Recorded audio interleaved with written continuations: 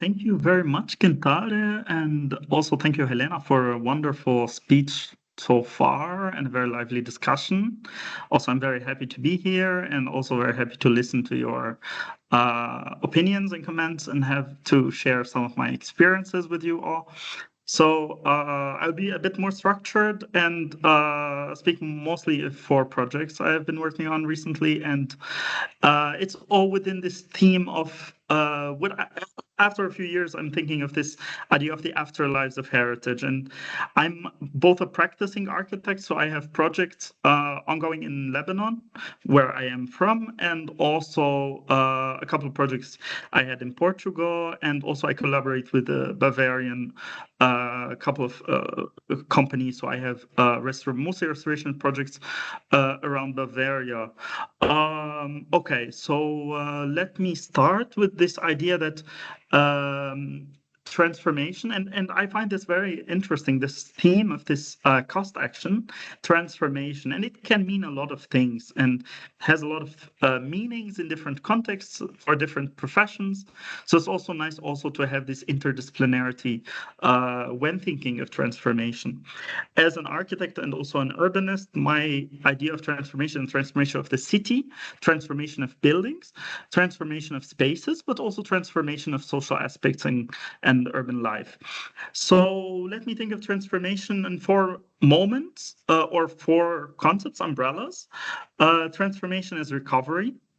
That would be the first project I would be thinking of in Beirut, followed by transformation as a participatory process.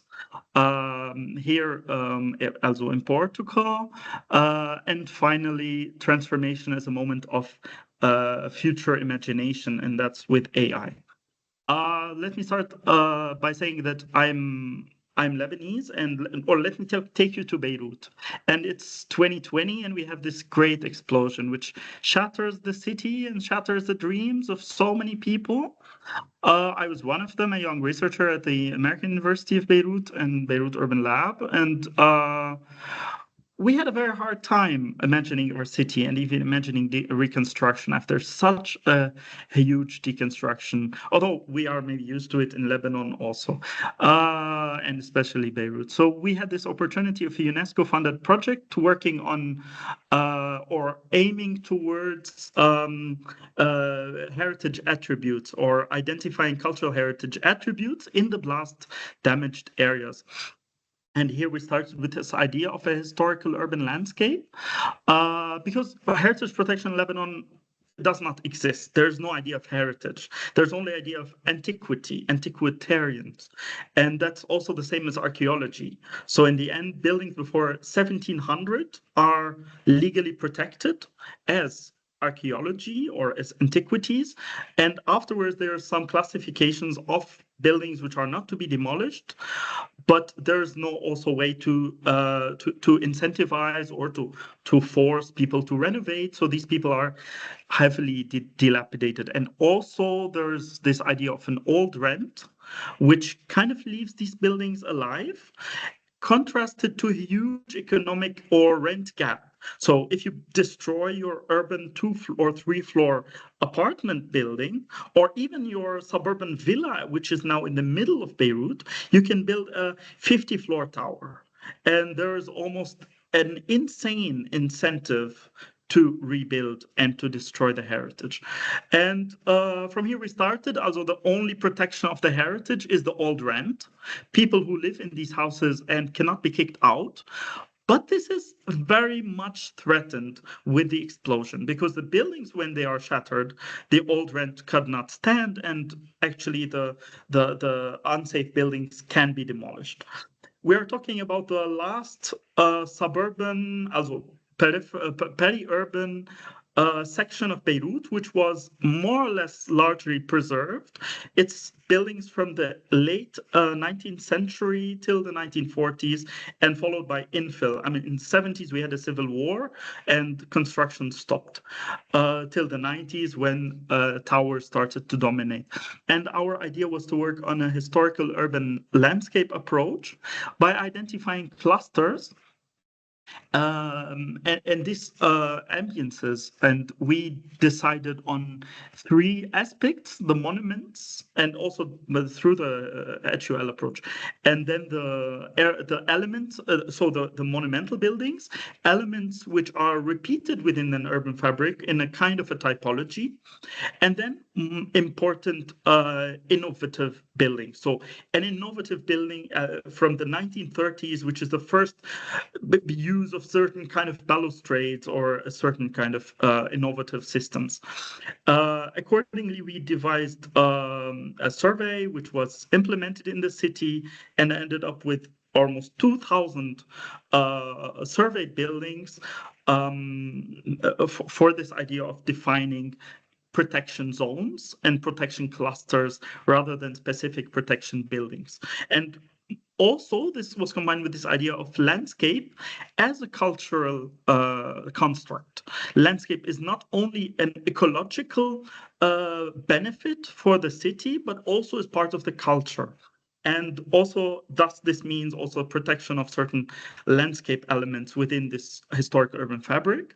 And finally, this idea of involving residents. And this is extremely important. It was throughout this project that we need citizen scientists who know these areas, who can do the surveys, but also we need urban walks into the communities to see which parts or which buildings or which spaces have value for the people, and which values are deserving protection. And the end is recommendations for a new law for protection of heritage, not antiquities, but heritage. And heritage not as individual architecture buildings, but as clusters and groups and in urban fabric. That's an intermediate scale between speaking of the city at large or even the big neighborhood scale, or not the neighborhood, but more like the what is called like the district within the city, to this individual building scale. So finding this balance. That was the first idea of transformation, and going from this transformation as recovery to Portugal, where life is a bit easier and nicer, and the weather is very good and very similar, and working with this EU Horizon 2020 project Urbinat. And Urbinat works in 7 European cities, three main pilots. There are some follower cities, trying to co-create nature-based solutions. Again, not as individual nature-based solutions, but as clusters of nature-based solutions, what we call the healthy corridor. And here I get this little nice, oh, it disappears. Book I co-edited about this concept of the nature, about this concept of the healthy corridor, right? So also I was based in Coimbra. Also, we are heavily interacting with a Porto healthy corridor, which is now the Alameda de Cartes Park, in a peripheral part of Porto called Campania, which is so far very marginalized, and now they want to do a large scale as well strategy for recovery in Campania. Our project brings nature-based solutions with participation together very strongly with this idea of co-design, and allowing the people to have a voice in the reconstruction, or sorry, in the revitalization projects of their neighborhoods. And in the end, the park connects 3 social housing neighborhoods. It's a very lively public space on vacant lands. And combines a program of social and cultural activities. So it's an inclusive and space in this so far marginalized area, working with disadvantaged people. Finally, 2 a bit smaller projects, which one I led, and it is the AI-powered co-design lab. In this little village in Mallorca, it's not the island of Mallorca. There's a village in Mallorca called Mallorca in Portugal. And it's sort of like an island surrounded by rice fields, a beautiful landscape. Unfortunately, the population, all the Mallorcans are declining. Many are leaving the city, and newcomers are coming with little attachment to the village. So we're talking about a rural community, very different from the case of Porto, but also very similar. And also, we got some Creative Europe funding to do a little project. I have colleagues who have a big land with many little historical buildings in the city. They want to develop in the future a large studio complex. Also, if it works, hopefully it's for artists. If it doesn't, I hope it will never be in like an Airbnb context. And then the idea is to make us, we are all foreigners and we want to do something for the community. We want to be part of the community. And for me, the project started with conversations over coffee, but it was more literal in the central space of the town, of the little village, bringing people who wants to participate. We give you free coffee. Please feel free to sit here and let's talk. And then we thought, how can we bring in AI? And then I developed this methodology on how people can come participate, use different means to co-create or to co-imagine visualizations. And here AI is a tool. I would say it was, I mean, also reflecting on what was just said earlier by Helena, AI is not the center, but it is used as a mediator and also as an amplifier. So it saves us time and allows creativity to be amplified while informing bottom-up decision-making processes centered on living experiences in this little village. The result was the collection of ideas from the villagers, imagined with AI or drawn with AI. And in the end, they also had this chance to select which ideas are best to be actually implemented. And we did some prototypes like murals in the city and so on. It was a little project. Finally, what I have been working on this year also was this to be more literal with this idea of the afterlives was to go to this southern Algarvian beautiful town called Portimao and study early Estado Novo social housing estates. So in the early years of the Estado Novo, that is the dictatorial regime in Portugal, they implemented large scale and all over the country social housing estates with this garden city principles. And that means little semi-detached houses at a moment of modernity, at a moment where elsewhere they were building apartment blocks. Salazar finds this horrendous because he believes that the block brings in revolution. And we want the Portuguese in the nationalistic sense, through the sense of ownership, to create this kind of perfect Portuguese Casa Portuguesa and also this community, which is a step towards state building. And my interest was the afterlife of these neighborhoods. So how are they today? How are they part of this urban fabric? How is the people living there? Who is living there? Are they completely gentrified, or are there people who are from the original inhabitants of the social housing? Okay, they were eventually privatized. And that was from the origin. They wanted them to become eventually private residences, and how they are transforming. And that is also in parallel with this idea that the heritage, and in this case, these are not really heritage, these are from the 1930s and even 50s, but we think of them as modern heritage, and heritage also as a social construct and a community construct. So these are some ideas I have been working on. Again, this is my research work, because I am also doing actual renovation projects and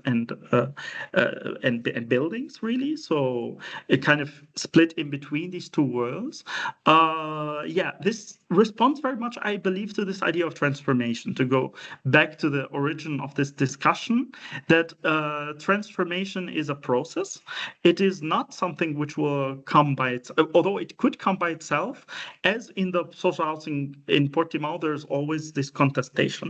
So what people want, what the heritage protection wants, and what the market wants. And there's a very strong kind of push from each side to redefine, reimagine the neighborhoods in their own image. And this is, I think, where the interest or where the interesting things happen at this interface between what each of the stakeholders imagines as solutions.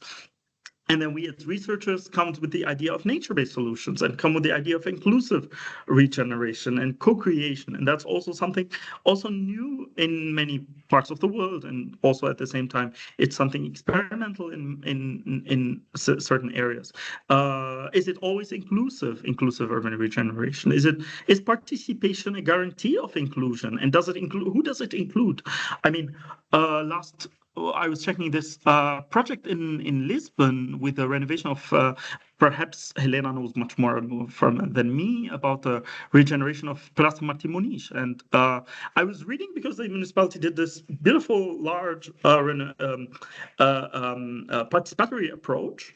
And I was seeing, because funny enough, they put who participated in terms of racial or ethnic background. And in this area, which is pretty much dominated by people from Bengali or South Asian heritage, we see less than 1% of the participants, less than 1%, maybe 0.5%, of these origins. So why and how did it end up like that? And in the sense, what is inclusion when participation is not, for example, proportional, or it is perhaps under how to say it, like marginalized people are not adequately included or involved. So yeah, I would be very happy to have more discussions or questions.